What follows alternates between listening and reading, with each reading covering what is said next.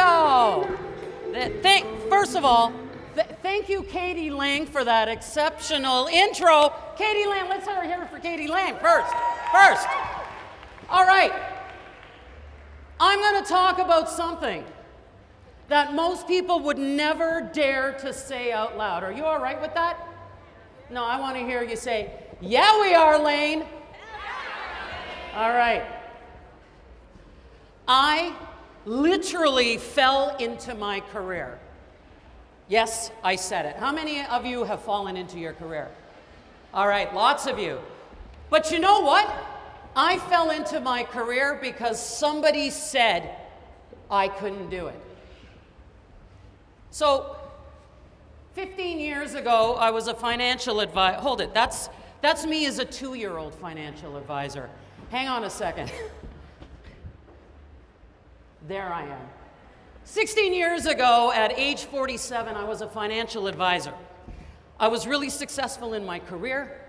I was helping people build their wealth and their financial security, and it was right around that time that I received an invitation. I received an invitation that would forever change the trajectory of my life. I was about to walk through a set of doors that would completely alter my state, a set of doors that would completely change my perspective about who I am, and what my possibilities are. Does anybody even have an idea of what kind of room can serve that up in a single serving? Well, let me tell you. Are you interested? No, you got to say, yeah, we are, Layne. Yeah, we are, Layne. Well, it was none other than a gala dinner auction. I had never been to a gala dinner auction. It was not ever something that happened to me. I was brought up in a very European household. We didn't do things like that. And even into my adulthood, I never found myself at a charity gala. So I walked in with my wife, Sue, and I literally didn't even know what to expect. I'm looking around the room, and I see all the tables along the side of the walls, and they're all filled with like the weirdest things, like bread baskets and oil and olive baskets and bizarre things. And I didn't even understand what that was. And there were all these papers everywhere and pens, and I didn't understand what was happening. We sat down to have our dinner. Everything was cool. Everything was going along just fine. And then all of a sudden, I thought I heard the clicking of hooves and the smell of barn. And the auctioneer had arrived. He had arrived. I didn't even know what to expect.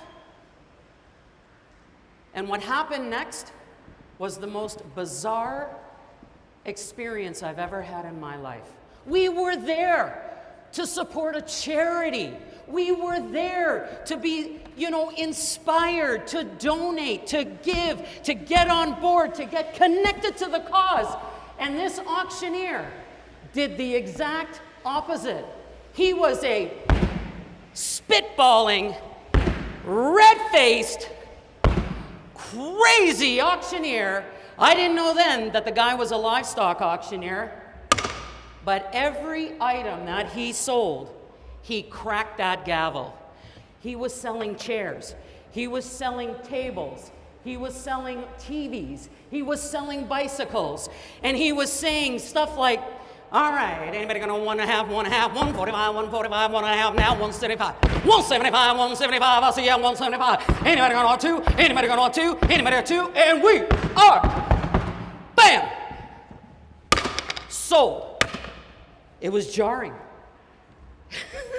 Are you jarred right now? Because if you're feeling jarred, and I got a chair to sell right now. I got a chair to sell and it's sold. And I got a table, 3-legged table. Bam, we're gonna sell that one too. And it was jarring. Basically what it was a livestock auction disguised as a charity gala. And it kept going for 2 hours straight. And it didn't stop. And there's the cow. Now, what happened next was pretty amazing. After I pulled myself together, I was so completely jarred. I was ready to run out of that room. But I turned to my wife and I said to Sue, I said, honey, you know what? I think I can do that. And she said, do what? I said, you know that thing that guy just did? Mr. TLC auctioneer table lamp chair was table lamp chair, table lamp chair. You see that thing that he just did? I think I can do that. Now, Sue is a very supportive person, but in that moment, I think she was completely doubting everything that I was saying. And I said, you know what? No. You know what I'm going to do? I'm going to go find this guy. I'm going to go find Mr. TLC auctioneer. So I went and I looked for him. I looked for him over there, and I found him. I found him in the back of the room, and he was having a little bit of a drink. He was having a moment. He had been working hard. Kids, he had been working hard for 2 hours. So I walked up to him, and I said, hey, Mr. TLC table lamp chair auctioneer, hey, my name is Layne. And how do I learn to do what you just did? And he said 8 words that have stuck with me for my entire life. And those 8 words are, hey, little missy. First of all, let me just say any sentence that starts off with hey, little missy is not going to end well. Hey, little missy, this is a generational career. Oh! What? What did you just say? Oh. What I heard was, Layne, you're not welcome. Layne, you don't belong here. Layne, you're gonna fail. And Layne, we don't want you. But in that very moment, when he stopped me dead in my tracks, I said, no way, baby. Nobody puts Layne in the corner. Nobody's gonna put Layne in the corner. So I left that back room, and I had a fire in my belly. Kids, I didn't even know what the heck this thing was. This was my first charity auction. I had no idea what was happening other than the water is going down because I'm getting excited on stage. Okay. I had no idea, but I had a fire in my belly. So you know what I did? I did what everybody does. I started Googling. I started Googling, and you know what? I kind of took the same approach as when I was trying to self-diagnose my plantar fasciitis, right? When we do that, we just go, hey, Dr. Google, I got a bump on my heel and it's really hurting. Can you just diagnose me? Or the other time that I used Google to my advantage was when my wife and I got together. We were kind of new to the LGBTQ2+ community, and I actually put into the Googler, where do all the lesbians go? And you know what? It gave me an answer. Did you know it's London, Ontario? So I Googled, and I Googled, and I Googled, and I Googled, until 6 months later, I was signed up for auction school. Yay! Come on, give me a round of applause. I signed up for auction school. Kids, I'm a financial advisor. I have no idea what I'm doing. But I was ready to go. I was ready to go. I got in my little car. It was going to be an 11-hour drive, and I was ready. I had my hummus and veggies.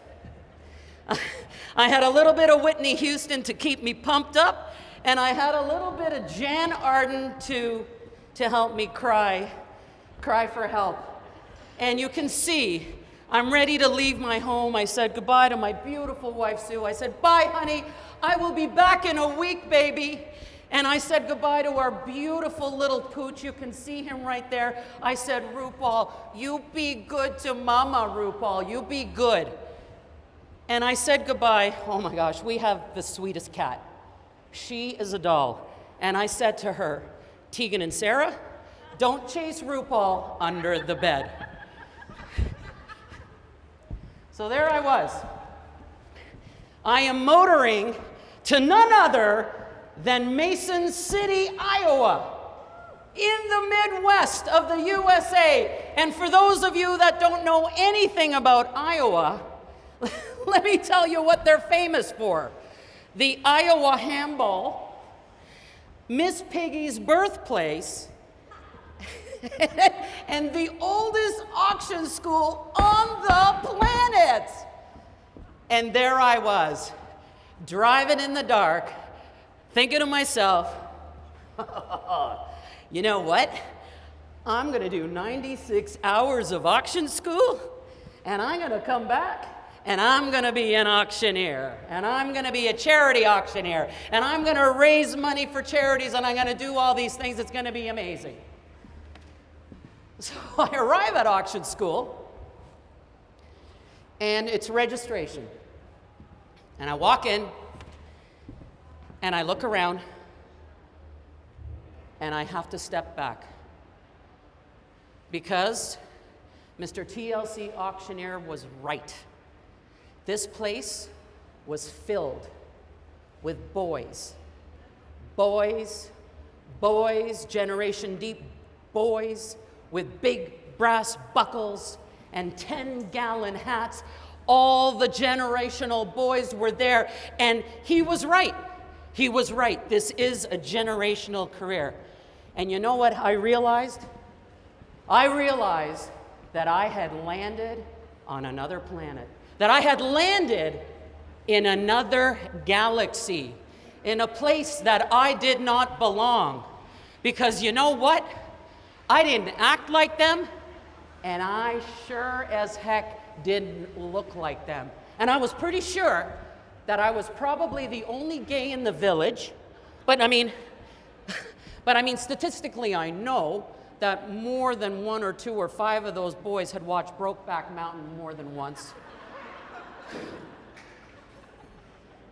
But I have never felt so uncomfortable in my entire life. I want you to think of a time when you went somewhere and you felt so out of place, so on the margins, so removed from reality. Well, that's what happened.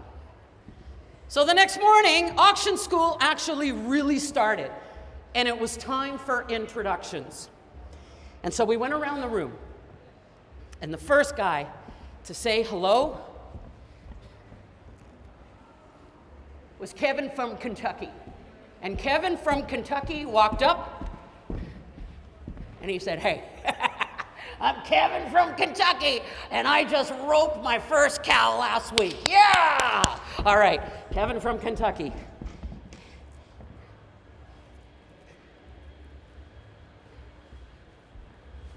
Brad from Alabama. Hey, I'm Bradley from Alabama, and I'm like roping and riding. I'm all great, and I'm all great, and I'm like roping and riding. I like roping and riding. And I'm thinking, oh my gosh, it's going to be my turn soon. But before my turn came, we met the most incredible Maverick, Missouri. But you know what Maverick, Missouri told us? Say, what, Layne? What did he tell us? What, Layne? What did he tell us? No, all together. Like when I say that, just let's do it all together. What, Layne? What did he tell us? You know what he told us? He told us that his man family was 27 generations deep auctioneers. And he went on to explain that my daddy Maurice and his daddy's daddy and his brother's uncle and his uncle brother's brother and his uncle's brother's sister's brother were all auctioneers. And before that, it was his daddy's daddy's daddy's daddy. And that's Uncle Jeb. And heck, he was an amazing auctioneer. He didn't sell a bull that he didn't like. And it kept going back, but they had to take a break during the Civil War because things got heated up a little bit, so they took a little break. But they also let Granny try auctioneering, and you know what? They fired her. And then Uncle Antoine took over from them, and it all started with Uncle Sam. These boys were generations deep auctioneers, just like TLC auctioneer told me. And then it was my turn. It was my turn to go and introduce myself. Hey.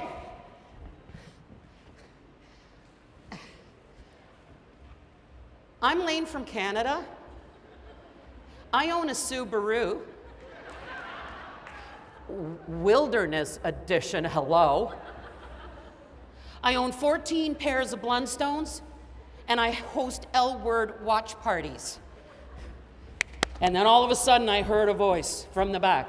Yo, Layne!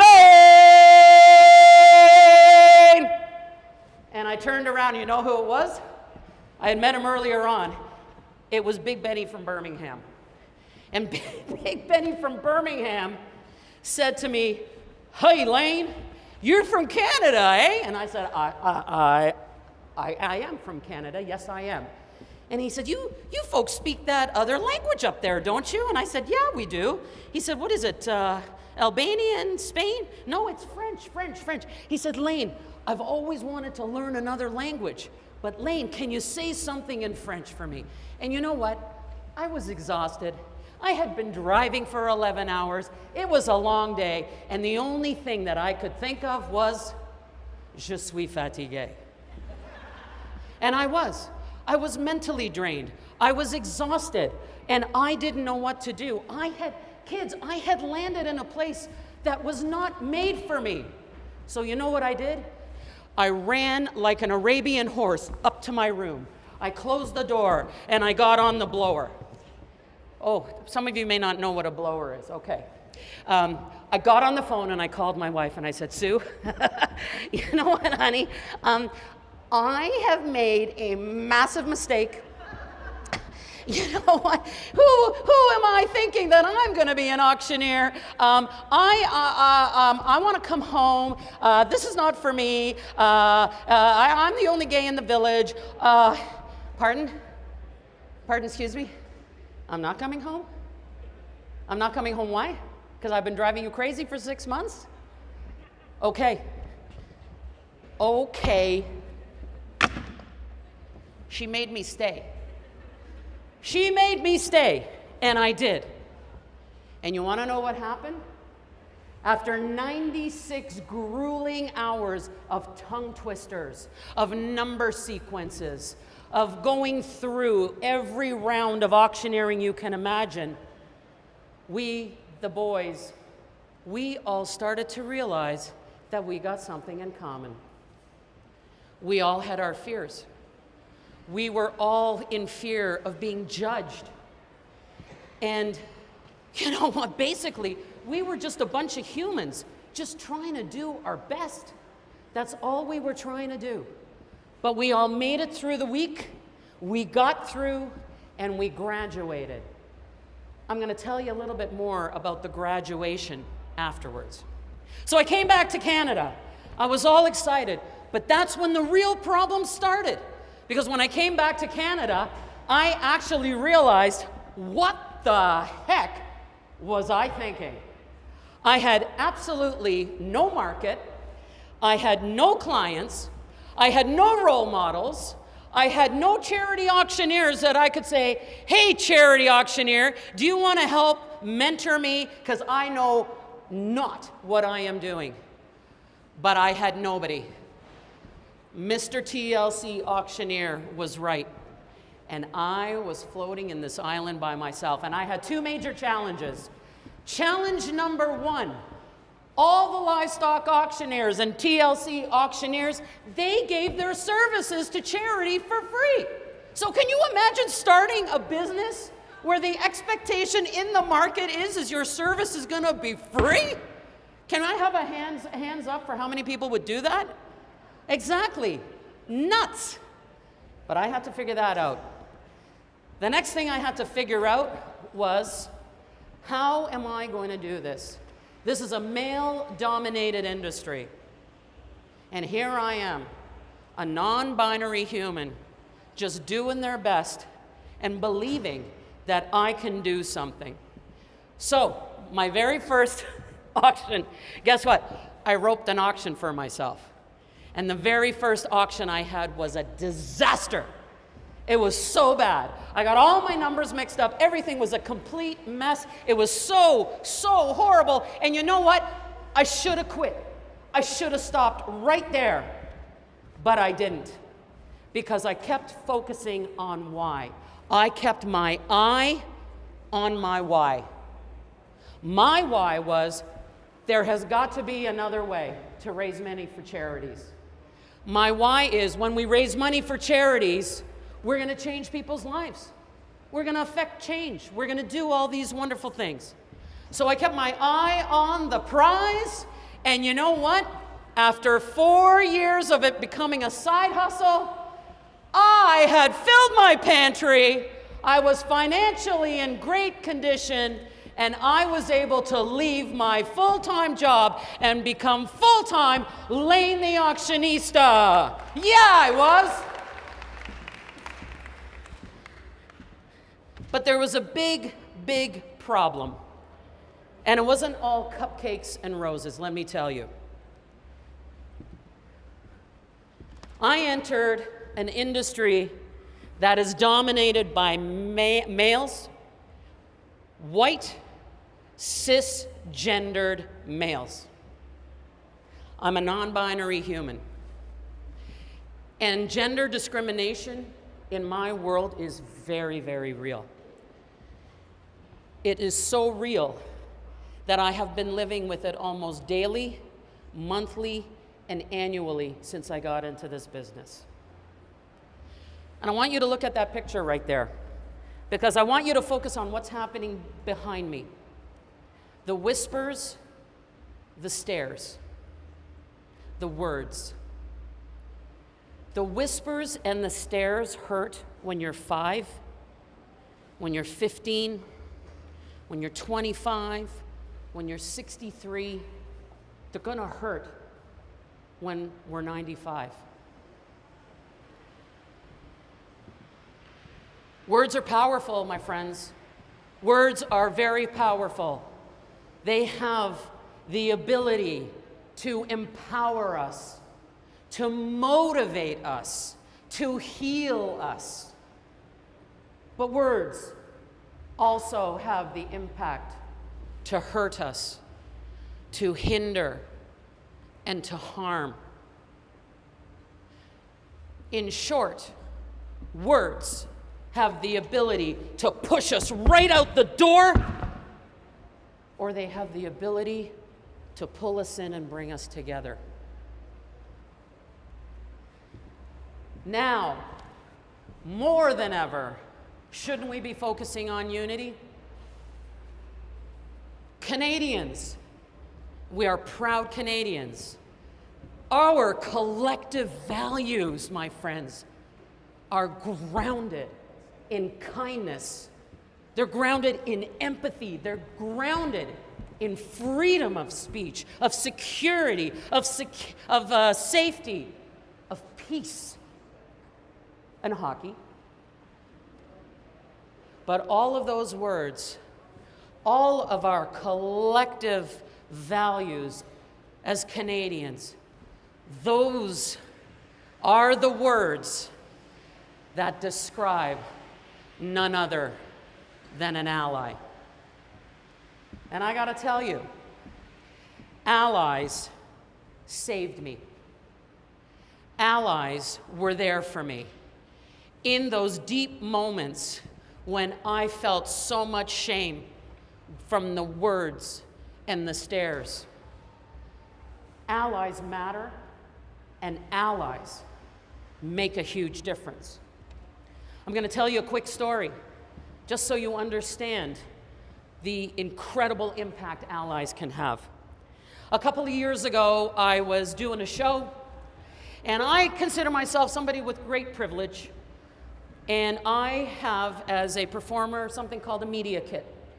And that media kit clearly states my pronouns. My pronouns are they, them.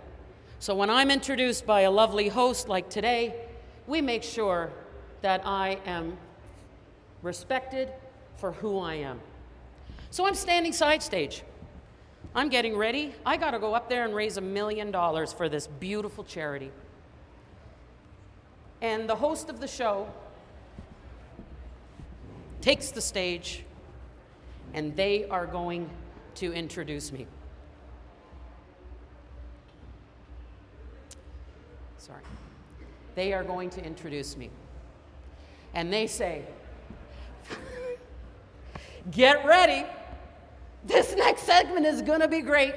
You know what? I have known this guy for like 10 years. This guy is awesome.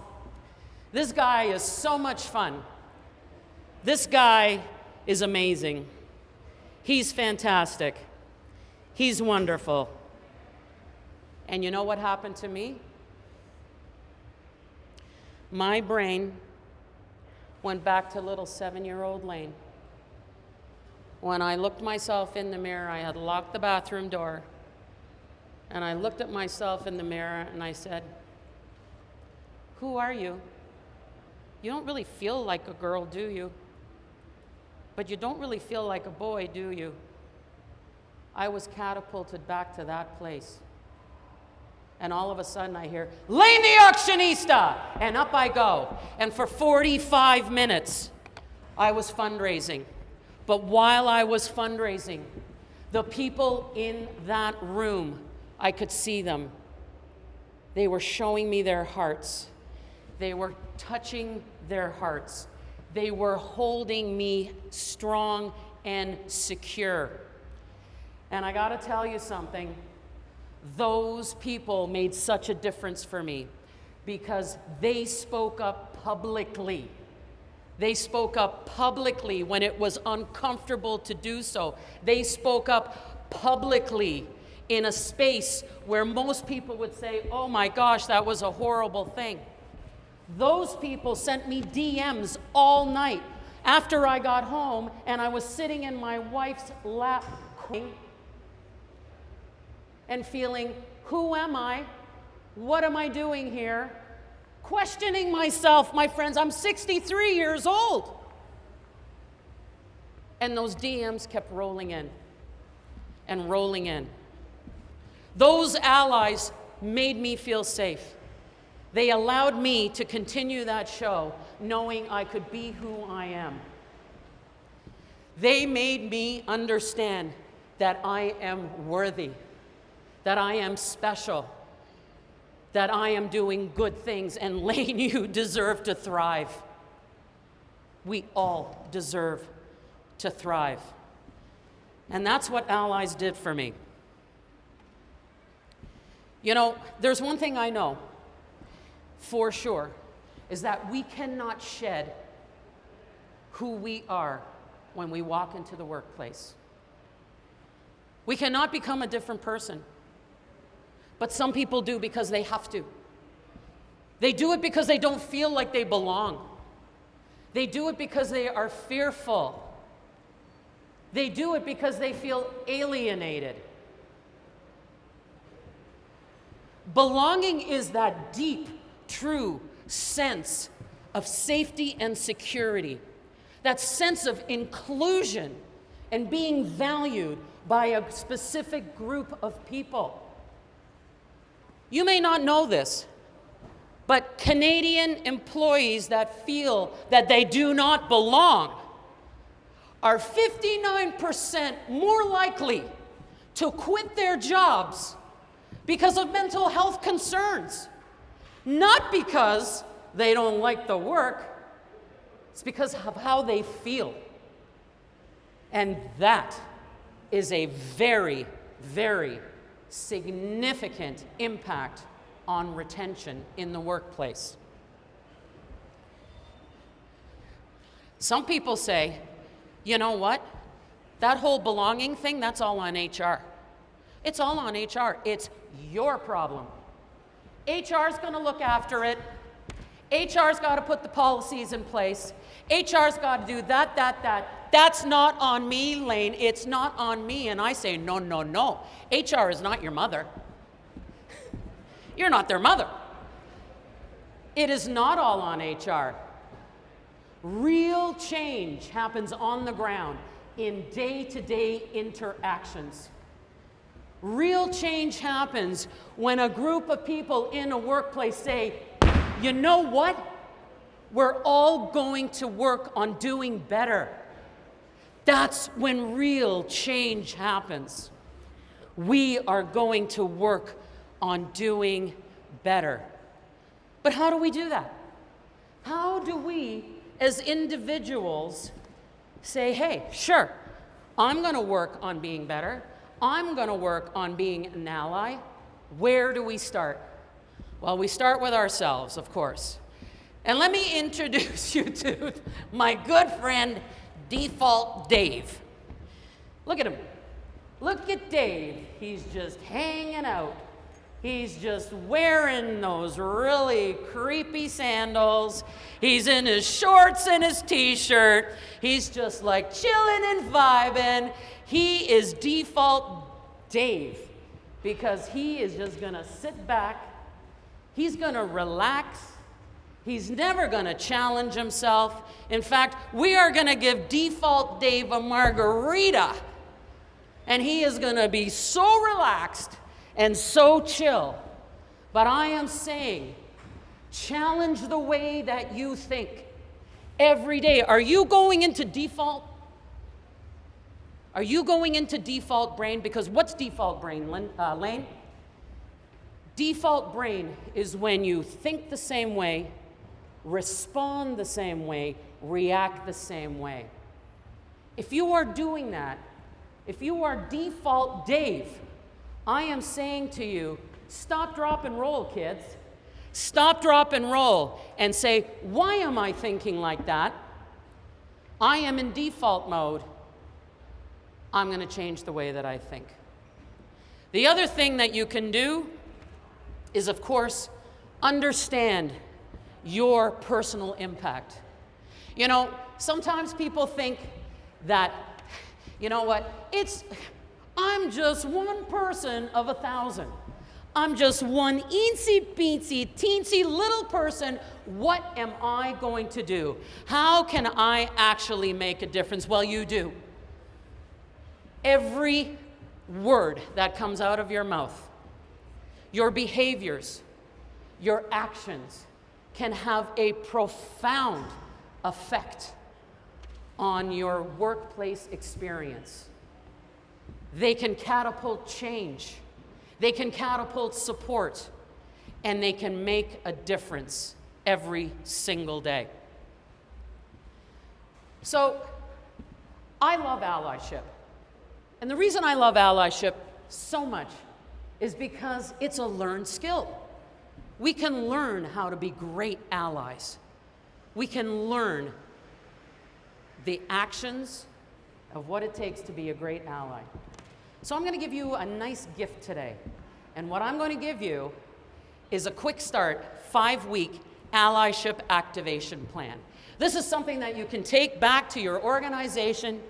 You can share it with your team, and you can implement this very, very easily.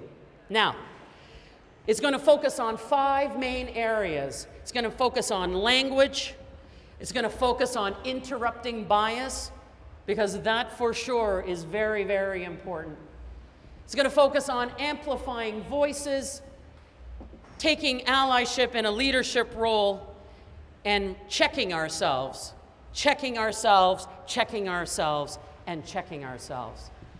So this is something that can be very easily implemented, and creating that culture of allyship and support for all underrepresented employees and colleagues at work. So, you know what?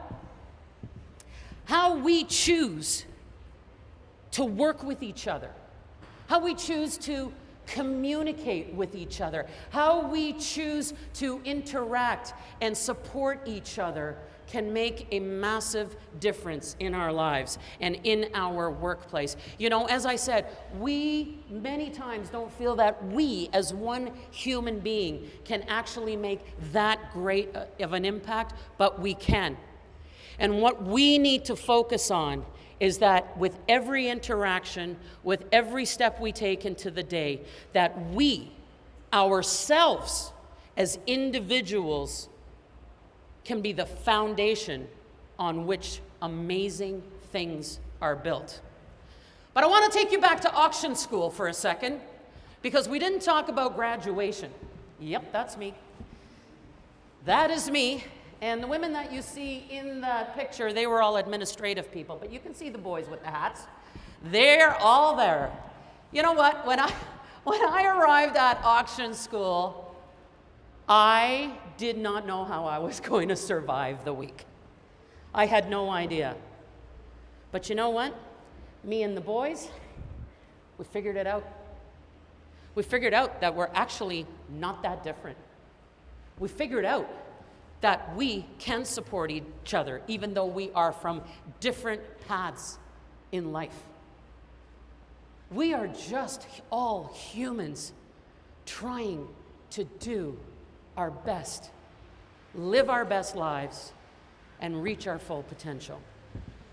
So auction school happened. It was a divine thing, that diploma day. It was a divine situation. It was so divine. We each got our diplomas. We each walked across the floor. We waved our diplomas. We got our picture taken. And I was headed to my car and ready to drive home back to Canada when I heard the big booming voice. Hey, yo, Layne! I knew who that was. It was Big Benny from Birmingham. Big Benny, how's it going, buddy? Oh my gosh, hasn't it been an absolutely great week? We've had such a great time. And he says to me, he says, Layne, honestly, he says, you know what? I am taking away so much from this week. I can't wait to go home. And I'm so proud that I can tell my mom and pa I'm an auctioneer. And you know what else I'm going to tell my mom and pa? That I learned how to say something in French. And I said, really, Benny? He said, yeah. You want to hear it, Layne? I said, Benny, of course I want to hear it. Let's hear your French. Je suis fat and gay. And I'm like, Benny, that is awesome. Let's give Benny a round of applause. Give him a round of applause. And I said, Benny, aren't we all? Aren't we all? Oh, auction school was incredible. And you know what? I came back to Canada, and you know the rest. You know the rest. You know that there were struggles. You know that I created this business. And you know that I've done well. But there is something that I always think about, and that is being the first is not easy. There is no blueprint to being the first at something. There is no manuscript, kids. There is no manuscript to break a stereotype. None. It does not exist. And being the first at something comes with conditions. And I want to introduce you to somebody. The Grim Reaper. Who's the Grim Reaper, Layne? You know who the Grim Reaper is? They're the naysayers. They're the wet blankets. They're the negativos that are creeping up behind you. And they're saying to you, you know what, Layne? You're never gonna make it. You're a financial advisor, Layne. What are you thinking? You're gonna be an auctioneer? You're dreaming, Layne. You're dreaming.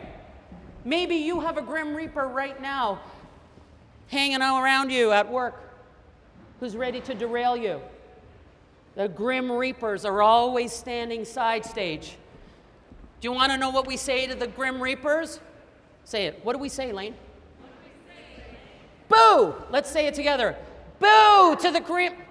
Folks, boo Thank you. Boo to the Grim Reapers. But then you know what? Let me introduce you to the glory givers. We love the glory givers. These are the people that say, why not you, Layne? Why not you? Why can't you be an auctioneer? Why can't you do that? You're amazing, Layne.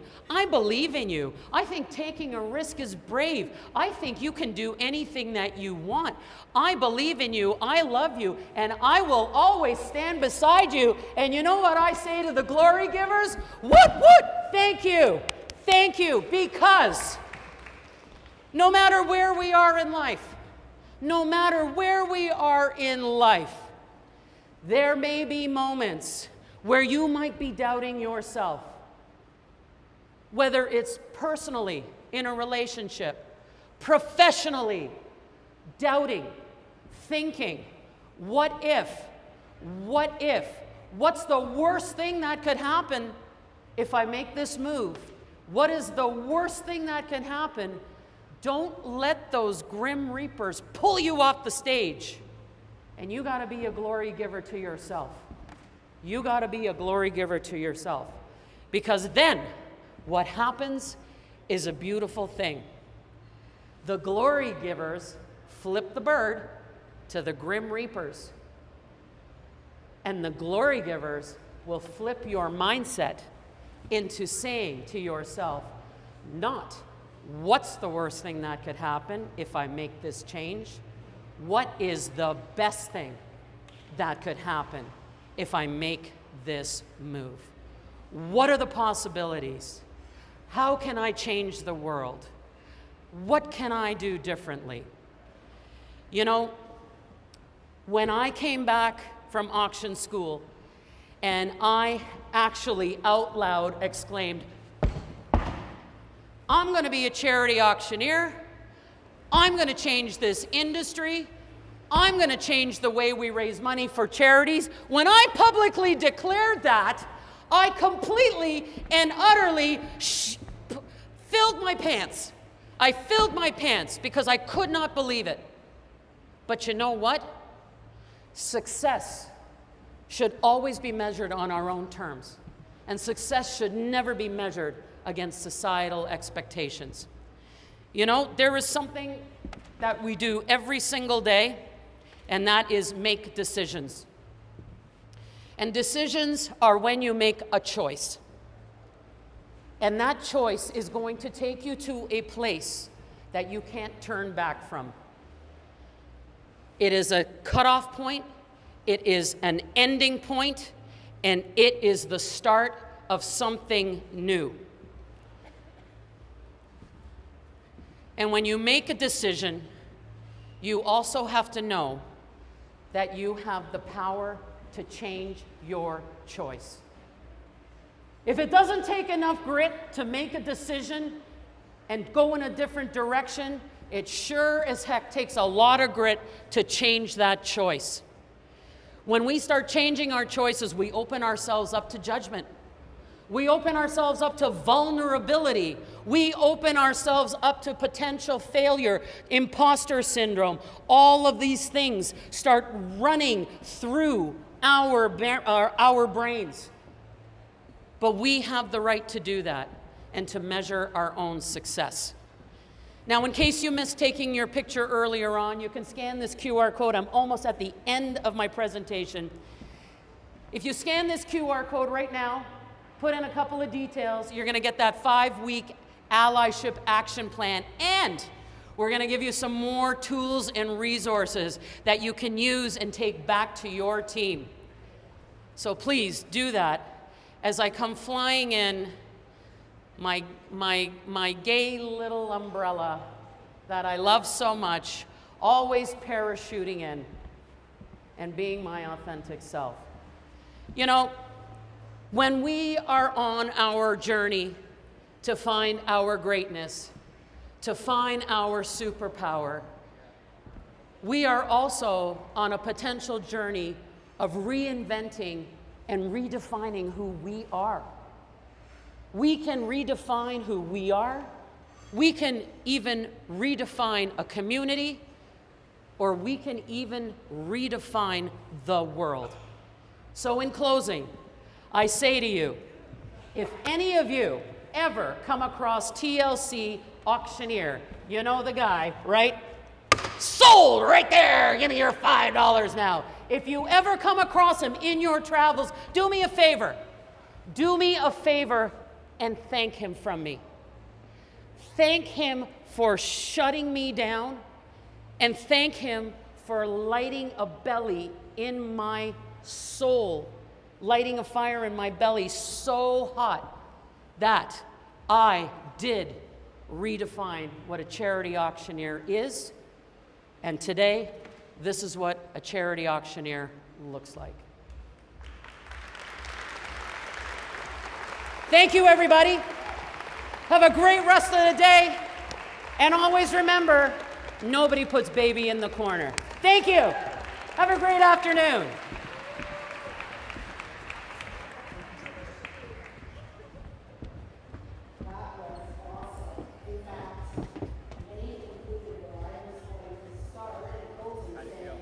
That was awesome. I am energized.